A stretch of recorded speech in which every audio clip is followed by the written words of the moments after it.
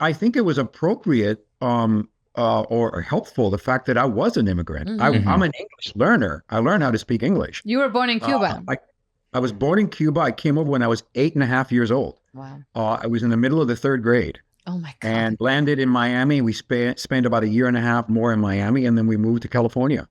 I grew up in Culver City, Venice. I've always often talked about this, but our first little house, a 2-bedroom house that we rented, was right across the street from MGM Studios. No kidding. And I used to do a paper route, and I used to peek through the gate. There was a little opening in the gate. I used to look in there at what was going on, and at the end of the paper route, I would look through and see these like arc lights and period cars and people in exotic costumes, and go, oh my God! I had no idea how any of this was made or constructed or organized, but I just saw it and I go, oh my God, is that world even real? Right. Or would it be possible for anyone to be part of that world? Well, especially someone like you. I mean, at that point, an immigrant kid, right? I was in my little Stingray with the banana seed, throwing papers around. And it was interesting because if you flash forward 30 years later, I'm walking in that studio, which is now Sony. That's insane. With Anthony Hopkins on the way to do Nixon in one of the sound stages. And I look over to that gate and I go, I wonder there's a little kid like me looking through the gate. I'm literally going to start crying right now. Are you kidding me? Wondering if they could someday be part of that world. So what made you think? I'm getting goosebumps because. What made you think though that you could? Like how? So when did you? No. It's not that I could. It's just that I was fascinated by that world. But how did you get into it? How did that happen? Oh, it was one teacher, history teacher in high school, led to competition in speech and debate and drama and humorous interpretation. I got to the California State Finals my sophomore year, my first year. In high school? In high school. Then went to the regionals, went to the nationals. And I just realized that I was really good at it. And then this Jesuit priest encouraged me to try out for the stage shows every year. And I did shows, sophomore, junior, and senior year. And then eventually went to Loyola Marymount University and wasn't sure I was going to be an actor. And I did a couple shows and I realized, this is me. This is me, and I remember the show in the moment when I just said this. I was doing the devil in Archibald MacLeish play called J.B. about Job. And I was in that dialogue between God and the devil, and that was the devil. Nichols it all takes place in a carnival, and I'm selling peanuts. I'm a peanut, peddler. And we're having this philosophical discussion about Job. And it was amazing. And I do this dance trying to really kind of mess with Job. And in the middle of that dance, I just had this epiphany going, like, I want to do this for the rest of my life.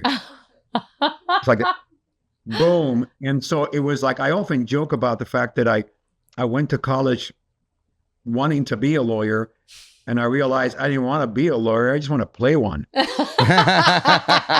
just want to play one on TV or whatever, right? That's easier. Is it? Yeah, it's a little bit easier. And then I just get to show up for the final arguments. Yeah, exactly. A little bit easier, a little bit cheaper. Well, all of that I don't know. And so, it's those little seeds that are planted throughout, right? Yeah. It just takes the right teacher to say, I think you've got something. That seemed happening at Loyola in Marymount. A chairman of the department called me in and said, I think you have. I played Snoopy and You're a Good Man, Charlie Brown. It's a great show, by the way. All right. Yeah. So wait, we want to. Did we get everything for episode 7 that we wanted? No, not even because we haven't even talked about it. So I want to get into this this episode. Yeah. I mean, this was the episode where, first of all, we mentioned it earlier, but there's so many scenes where, because up until now, Ignacio has been sort of like the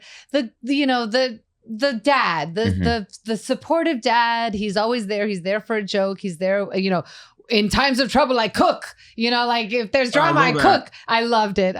But that's you, like, right? You're the jovial sort of like supportive dad up until now. This was finally the episode where we start to see the chinks in the armor. We start to see the cracks. We start to see like your vulnerabilities because Hilda and Betty are like, wait, so all of this stuff is happening with the HMO, and we start to see Ignacio, react to that, and we see him being scared, and being the Latino that you are, the reactionary of it is like, I gotta go for a walk. Like, stop asking me about this. I'm not gonna talk about it with you guys.